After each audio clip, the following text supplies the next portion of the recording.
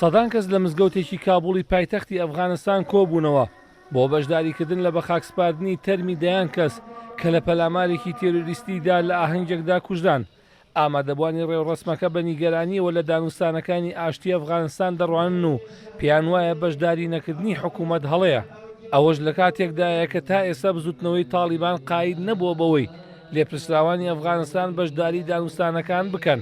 هاوکات کە سوکاری قوربانیەکانیش نیگەرانن لە نائارامی وڵاتەکەیان کە ڕۆژانە ژیانی هەمویان ڕوبەڕووی مەترسی دەبێتەوە و خەونی چاکبوونەوەی بریندارەکانیشیان بەدی نایەت.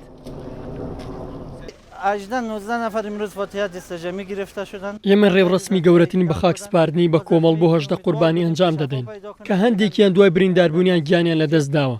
یەکێ لە بریندارەکانیش بە هیوا بۆ ڕزگاری ببێت بەڵام گیانی لەدەستدا. ئێمە ئامادەی بە خاکسپاردنی بووین.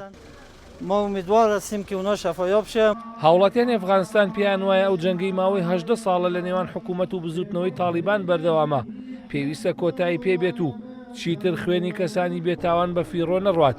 حکوومەتیش کار بکات تا ئامادەی وتوێژەکان ببێت و هەماهەنگی لە نێوان لایەنەکانی نێو گفتوگۆکاندا دروست ببێت بۆ سەرخستنی پرۆسەکە. رئیس جمهور استعفا بده.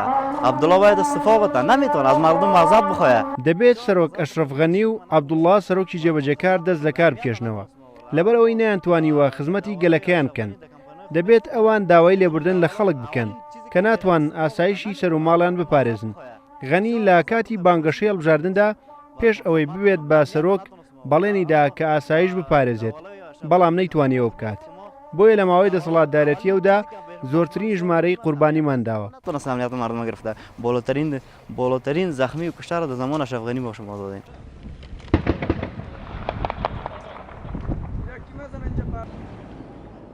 بەپێی ئامارەکانیش لە ماوەی جەنگی 18 ساڵەی نێوان حکوومەتی ئەفغانستان و بزوتنەوەی تاڵیبان 32,000 مەدەنی کوژراون جگە لەو زیانە گیانی گەورەی بەرهێزە ئەمنیەکان کەوتووە.